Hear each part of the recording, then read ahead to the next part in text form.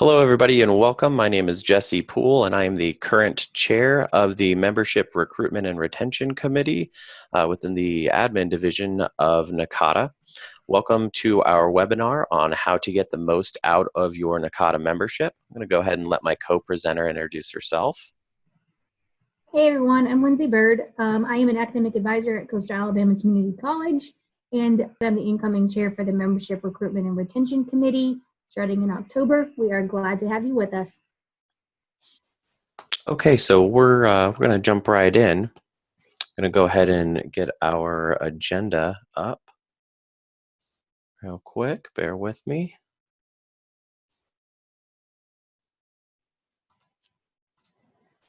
There we go. Okay, so this is just a brief overview of what we're going to be talking about today. Obviously, we've already got through our introductions. We're going to talk a little bit about the executive office and their staff and how to contact them.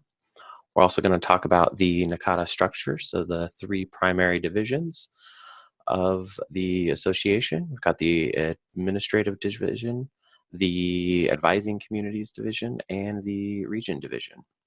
We're then going to talk about the benefits to membership, some pathways to involvement and leadership, some additional ways that you can get involved in the association, the NACADA events that they typically have annually, as well as other NACADA programs, awards, scholarships, and things like that that you can be a part of and get involved in. So we're going to come back to the NACADA page here, and this is primarily going to be our driving force. We're going to start by coming up here and going to the Member Services tab. We're going to click on Benefits to Services.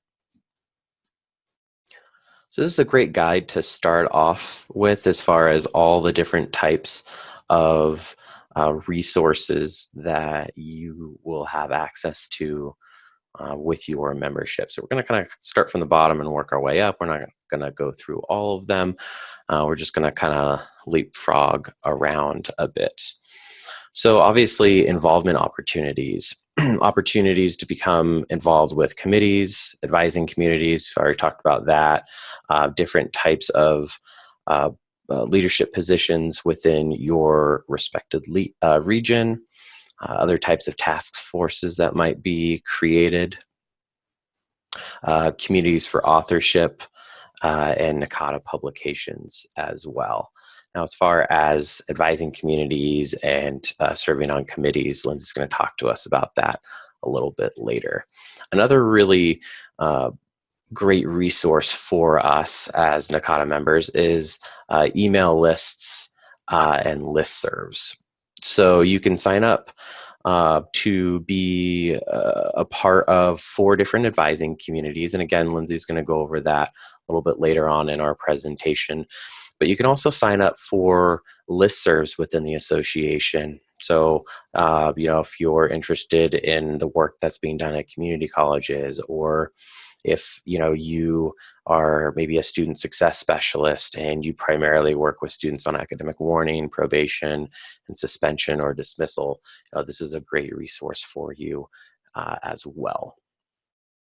And then, of course, professional development opportunities. This can be anything from attending conferences, obviously these types of webinars, being able to attend and participate in institutes. The first institute I was able to attend and be a part of was a summer institute that was held in Portland, Oregon. I think it might have been 2014. Where I came with my program ideas. So I was kind of a program manager. I was in charge of our student success network, or our early alert system at my institution at the time. And I had already implemented it, but I was looking for ways to make it better.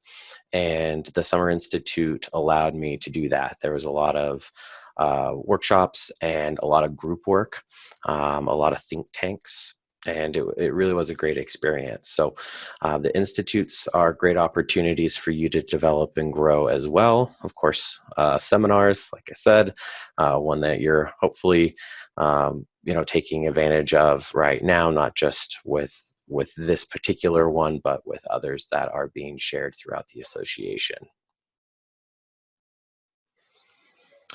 And then publications. So there's a variety of publications that NACADA has. Just to name a couple, they have the NACADA Journal. They have Academic Advising Today. There's e-newsletters that are sent out. There's also monthly highlights on advising that are shared throughout the community. And again, Lindsay is going to go into more detail about NACADA publications a little bit later. And then last but not least, the NACADA Clearinghouse.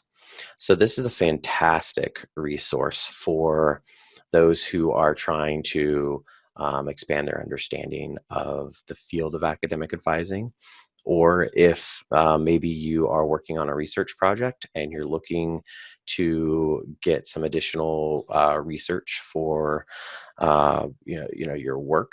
This is one of those places where there's just a plethora of writings and materials and other completed research projects that you can then cite within your work as well. So from here, we're going to come back up to the top. We're going to go to the About Us, and we are going to talk about the executive office. Obviously, there's a variety of tabs here, so the vision and mission of the association, as well as the NACADA leadership, election information, bylaws and policies, the history of NACADA, and a couple of other tabs that you can explore. But we're going to go ahead and click on the executive office. And to the right here, you have two important tabs. You've got the EO staff, and then you have the EO organization chart. But today we're going to jump in here and take a look at the EO staff first. And this gives us a list of all of the executive office staff. So it gives you their name, their email address, their title, and their phone number. So this, the great thing about this is these are all direct lines to these people. There isn't, a main receptionist or, a computer automated phone system. When you call Rhonda Baker, that's going to go to Rhonda's. That's going to go right to Rhonda's office. So that's one of the great things about the people in the executive office. Now, some will have titles, but there's also sometimes additional information as far as the scope or the purview of what that person does within the association. So that's something to keep in mind as well. And great information when you're trying to maybe get a question answered and you don't exactly know who to talk to. This can be a great resource for you as well. So I'm going to come back up here, go back to About Us and the executive office. I'm just going to briefly touch on the EO organization chart. So this is the functional areas within the association. I'm not going to go into each one in depth, but clearly you've got your administrative side and your content development.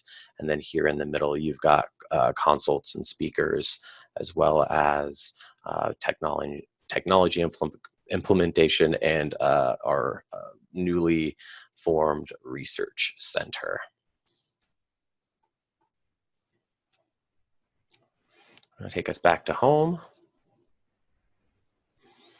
I'm going to go ahead and turn it over to Lindsay, and she's going to pick up, I believe, with pathways to involvement and leadership, but she might also be starting off with a little bit more of an in-depth view of the 3 different areas of the association. So Lindsay, why don't you go ahead and take it away?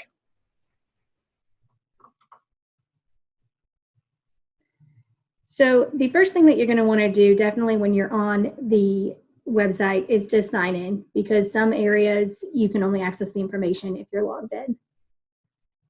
What I want to do today is go to the Communities tab here, and I'm going to go over the 3 divisions of NACADA. So you have the region division, which you all belong to a region. Hopefully you know what it is, but if you don't, there are 10 regions. There's a graphic. Now, each region has a conference, usually in the springtime, and then we have an annual conference in the fall. Please know that I said annual conference. We're trying to not use the term national because we're the Global Association for Academic Advising, and we want to be inclusive and embody and welcome everybody. So these are the different regions. Let's just say you want to click on Region 8. Okay, Region 8 is great, right? I'm not a member of this region, so I'm not being biased here. So when you're in the region website, usually there will be information about the upcoming conferences. Information over here is where you can get the travel information, the schedule. Region chair information is here. The main takeaway from this I want you to see is the leadership directory. Now, each region has similar positions. These are mostly elected positions. Now, some regions may have mentoring programs, some may have social justice committees. So as you're looking through your region and familiarizing yourself with the leadership directory, if you have ideas and you don't see a particular position available, you can contact the chair. So for example here, these are the different areas. Budget, usually you will see that everywhere. Communication, you'll see that as well. The past region chair, technology chair. Some regions have the 2-year community college position, some don't. So again, if you're one of the ones that don't have that particular position and think it would be a good way to get on the region steering committee, then by all means contact the chair. Now, the steering committees really are the go-getters as far as what you want to see happen in your region. So they organize the region conference. You have state liaisons that are also serving on the steering committee. You have mentoring programs possibly that also serve on the steering committee. So again, this all goes back to you talking to your chair to get involved. Now, the advising communities, this is a large part of NACADA. When you join under member services and you go to your profile, there's a tab where you'll be able to select up to 4 advising communities. When you select to join an advising community, you are then eligible, after serving a certain amount of time as a member of that community, to run for the chair position. You don't have to be involved in the advising community for a certain amount of time to be on the steering committee, but if you want to be the leader of the advising community, you do have to be involved for, I believe it's 1 or 2 years. So when you click on the advising community division, you will have a list of all of the advising communities that we have here in NACADA. These are not necessarily things you have to be currently involved in. They could just be an interest of yours. They could be a niche that you have had in a previous job, whatever it is. And again, you can join 4. You would just click on the advising community you were interested in, and the current chair's information is right here. So you would click on, for example, Warren's information. Hope you don't mind me using you as an example, Warren. And you would then email him and say, hey, how do I get involved? How do I get on the steering committee? Steering committee sets the goals for the community for the year. Usually those are established at the annual conference. And they can go from, hey, you want to, as a community, sponsor X amount of sessions or at the conferences, or you want to write for Academic Advising Today, or you want to do webinars throughout the year, whether they're NACADA webinars or they're lunch and learns, which are specific talking point group sessions that the advising communities can host. The webinars, though, are going to be the ones that are NACADA sponsored, which I'll get into that shortly. So you would just contact the chair and you'd say, hey, how can I get involved? The listserv. The listserv is, you can join as many listservs as you want. So I said you can only join 4 advising communities. Those are the emails that get sent out from the executive office, and you're eligible to nominate and run for chair, whether you're nominating yourself or not. That's why you have to join the advising community officially as one of your 4.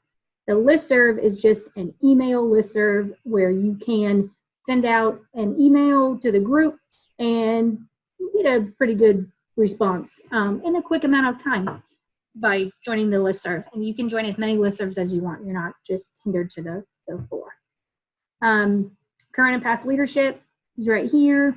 Goals and objectives. Those are the strategic goals that the committee will set usually in October, November, right after the annual conference, as to what they want to get accomplished that year. And then any resources. Some committees will go ahead and do webinars or lunch and learns, and then they'll convert them to a CD or something, and then NACADA can sell them. Either or, whatever that is, just kind of look around the website and always contact the chair if you have any questions. Now, at the admin division is really kind of a tier up from just the general stepping stone that the region and the advising community divisions are. Usually what happens is you're a NACADA member, and then if you're interested in joining either one of these committees or an advisory board, you contact the chair. So for instance, I'm just going to use Jesse because he's the outgoing chair for the membership recruitment. You would contact him and say, hey, how do I get involved in this committee?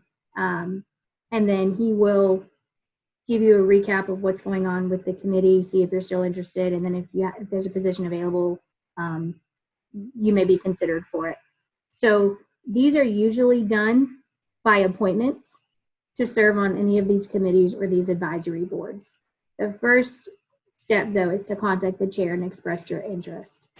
Once you serve in the position, you're eligible to become chair, and then the chair is eligible to move further up into the NACADA leadership structure. So these are really more of you have some NACADA experience under your belt. Now you're looking to get involved at the admin kind of executive NACADA level. And what I did is, this is just really my kind of recap of experiences on the stepping stone and the ladders that you can use to progress. This is not a all-encompassing guide here, but advising communities, as you can tell, there's a little bit more of a get involved ladder. So all 3, you initially join NACADA, and then you choose your 4 advising communities that you're a member of, and then you become a steering committee member on that committee, which again helps the chair get the strategic goals done. You then are eligible to run for the chair position, and then the advising community has a steering committee as a division where you oversee the chairs. And then after that, you're eligible to run for the division rep and the NACADA board. The region positions, again, you're a NACADA member. You can serve as your state liaison. You can serve on the mentoring chair positions, the technology chair. Either way, whatever this middle stepping stone is, you're usually on the region steering committee. And then after that, you're eligible to run for region chair. And then the admin, kind of short and sweet here. Again, you're a NACADA member. You express interest, and these positions to be on the committees and the advisory boards are usually appointed, and then you can run for the chair position. So that's kind of just a recap of the 3 core divisions within NACADA. If you are interested in not necessarily being front and center or chairing or anything like that, you want to write, you want to publish, maybe you turn one of your articles into a conference presentation. Under resources, the Research Center right here actually has writing assistance available. They also have writing groups that you can join. And then under this, they have the different areas in which you can actually write for NACADA. So right here, they have the presentations that they give at the conferences that are usually titled Writing for NACADA. So this handout is pretty short and sweet. It gives the links to get more information about the different publications, but it also goes into how many words are required, what the submission is as far as your target audience, just the different areas in which you can get involved. Now, some of these are peer-reviewed, but the blog, the clearinghouse, those are more like the Wikipedia of NACADA. That's just a quick, hey, I want to learn more about this. How can I do that? Kind of area. Now, not to say you can't write for it, because we definitely need people's opinions. I know I'm going through this pretty quickly, but we want to be cognizant of you guys' time. Now, if you wanted a little bit more information, you can click on the PowerPoint and actually see what is presented at the conference. But Wendy Troxel is the Research Center point of contact. If you guys have any questions, though, they publish at KSU. There's so many great individuals working at the executive office staff that can answer any questions. They can point you in the right direction. So this is a great way to get involved with NACADA, put it on your resume, but not necessarily be front and center, hey, I'm going to go and present to 500 of my colleagues or over 3,000 to 4,000 at the annual conference. Speaking of, under the events tab, there are many, many ways that you can go and network with colleagues. The annual conference, again, is in October. This year it's in Puerto Rico. The region conferences, again, are in the spring. And we have assessment institutes. These take place throughout the year. Usually in the spring, I said throughout the year, but the Summer Institute is also an institute. So you typically get together in a group and you come up with ideas on how to improve advising at your institutions. There's the admin institutes, there's summer, the web events are what I was referring to when I said webinars. So these are actually NACADA sponsored.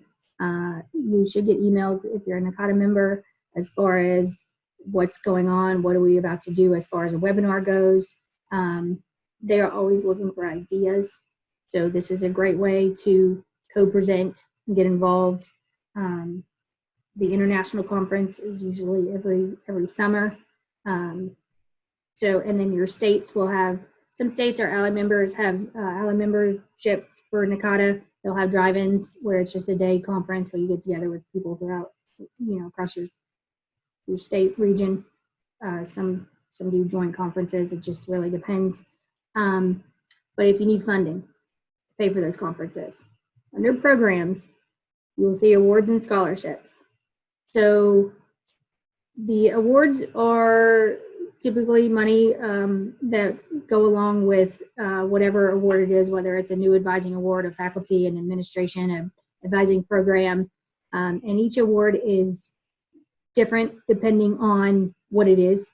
So right now, you'll notice the global awards are up and running. So when it's time to actually have the awards going for the regions and the annual conferences, they will also be submitted right here. Dawn's a great contact. She is a point of contact. So there's Admin Institute scholarships, there's annual conference scholarships, summer institutes. So this really is a way to get funding. And then the last bit of kind of it's a funding, get involved, is the Emerging Leaders Program. This is the mentoring program at the executive level. Again, I mentioned earlier that the regions have mentoring programs. Some do, some don't. If this is something that you want to possibly get going in your region, contact the chair. He or she may put you in contact with somebody that has a region mentoring program already. So, but the Emerging Leaders Program, NACADA selects 10 mentors and 10 emerging leaders every year. Usually the applications open in the winter/spring, and they're due in March. And you get paired with a mentor, essentially, hopefully somebody that's been involved in NACADA, and they help you. They help the emerging leader with whatever goals their emerging leader wants to accomplish throughout the 2-year program. The emerging leaders do have a stipend that they get awarded to participate in once they're selected in the program. That also helps with funding because once you're in the program, you are required to attend 2 of the 3 annual conferences that take place as a member of the program. So if you have any questions, I know we covered a lot of material, but if you have any questions, Jesse, myself, anybody in the executive office will be more than happy to assist you with your questions, your involvement, anything like that. So if you need my contact information or Jesse's, we're under the Membership Recruitment and Committee website, and Jesse's information's right here. So if you click on that, and you'll get his email, and then my information is under the Region 4. You also can go into the member directory under Member Services. Again, you have to be signed in, and you can just type in our names, and you'll get our contact information that way. And that's true of any NACADA member. So we thank you for attending our session today. Hopefully you learned something, and you now have a personal NACADA career ladder pathway to get involved. And again, if you need anything whatsoever, then you guys feel free to contact us, and we'll see you sometime soon. Take care. All right. Thank you for that, Lindsay. Well, that's going to conclude our webinar for today. We want to thank everyone for taking the time out of their busy schedule to tune in and learn about how you can get more involved within the association. I'm going to go ahead and close us out here by jumping back into the administrative division and coming on back down to this Membership Recruitment and Retention Committee page. And remember, the current chair's information will always be hyperlinked here, so you can always click on that or right-click on it and copy the email address and send that person an email with questions on how to get more involved. Also, we do have a past chair or president that typically serves for 1 year. Their information is here. So as we transition this next October, my information will be down here. It'll move from Region 9 down to this past chair slot. So you'll still be able to contact me if you have specific questions. And then Lindsay's information from Region 4 here is going to jump up to the committee chair slot as well. So thanks again, everybody, and stay safe and take care.